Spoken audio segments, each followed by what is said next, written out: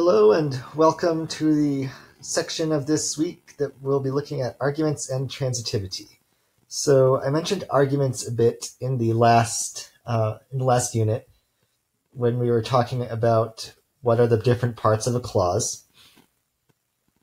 So I'll kind of expound a bit on what arguments actually are. So arguments are, in essence, the noun phrases that we associate with a verb.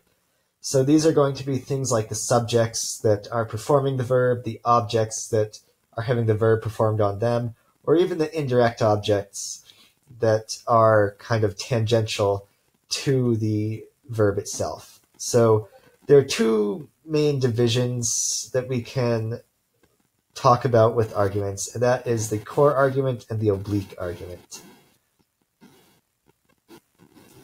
The core argument holds a direct, to some extent, grammatical relationship with a verb.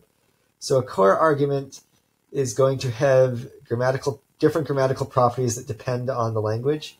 In English, these core arguments are subjects, objects, and indirect objects. So indirect objects might sound like they're not exactly a direct relationship to the verb, but to some extent they do interact with the verb still, even though it's not quite as directly as subjects and objects.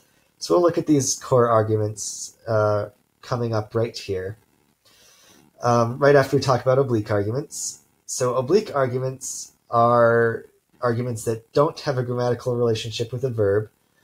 They give you kind of external information regarding the activity that's going on.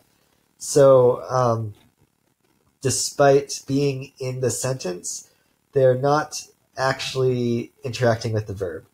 So they talk about the location that the thing happened, that the verb happened, or the instrument that was used to perform the verb, or the time it happened, or the cause of it, but they're not actually performing the verb or having the verb performed on them or anything like that. So they're less integrated into the clause, and we can really take them out of the sentence or the clause, and they won't have a huge effect on it. So transitivity comes when we talk about how many core arguments are there. So verbs typically have a certain number of core arguments, and this tells us the type of transitivity that a verb will have. So if we have a verb with one core argument, then it's an intransitive verb. So Carmen laughed. Carmen is the one performing the action. She is the subject. So Carmen laughed is an intransitive verb because Carmen is the only core argument that's there. We can have a transitive verb which has two core arguments. So Carmen ate the pie. Carmen's the subject, again, the one performing the action. The pie is a direct object argument. It's the one having the action performed on it. So Carmen ate the pie is a transitive verb because it has two core arguments. Ditransitive verbs have three core arguments. So Carmen is the subject again. What did she do? She donated, and she donated the direct object $50. So we have another type of core argument here, the relief fund. This is an indirect object. So indirect objects are interacting with the verb. This is actually the recipient of the direct object and kind of the recipient of the action rather than the one having the action directly performed on them. So Carmen donated to the relief fund. The relief fund is the recipient of the donation. It is not the donation itself. It's kind of the distinction between a direct object and an indirect object. So the direct object has the action actually performed on it, whereas the indirect object is kind of a recipient of the action rather than actually having the action performed on it.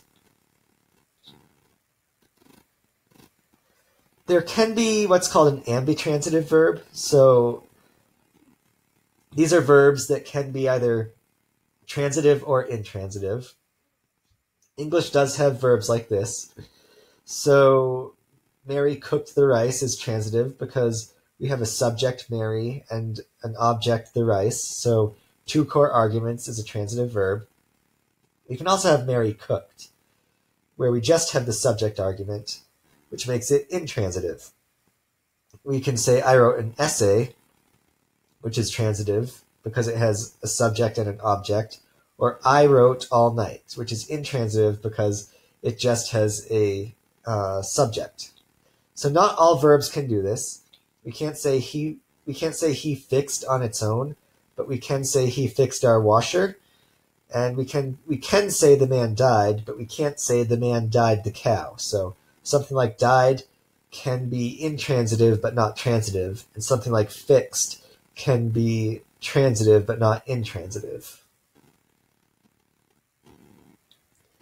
So some languages actually have no ambitransitive verbs. English has a lot of them, but languages can differ grammatically by quite a bit. So some languages just kind of differentiate the grammar of transitive clauses from the grammar of intransitive clauses. So these languages will have special affixes that change the transitivity of a verb. So this is an example from a language called Perce, which is spoken in Oregon. So here's an intransitive clause from the language. Basically, we have an intransitive verb, but it has an oblique argument that indicates location. So this oblique argument can be kind of taken out. It's not really interacting with the verb. It's just telling us where this whole thing happened. So in this language, we have an intransitive morpheme telling us that the verb is intransitive. And basically, she arrived at the lodge is an intransitive sentence because it just has one core argument, which is the subject, she. So they have a transitive clause, though, where they have a different kind of morpheme used to indicate that the verb is transitive. So he arrived at the valley is going to be considered a transitive verb in Perce because they consider the kind of the location that you're moving to be an object in this language. So this is kind of, the valley is kind of a direct object in Perce, even if in English it might be considered a location. So he arrived at the valley has, he is being a subject and valley is being an object. So we have two core arguments making it transitive, and they have this transitive morpheme pa versus the intransitive morpheme he. So basically they just use a different morpheme to indicate that they're talking about transitive versus intransitive, rather than having verbs that are strictly in one category or another. So instead of having verbs in a specific category, they actually have a morpheme that tells you whether it's transitive or not. So that's the end of this little bit on transitivity. In the next unit, we will be talking about what's called grammatical relations.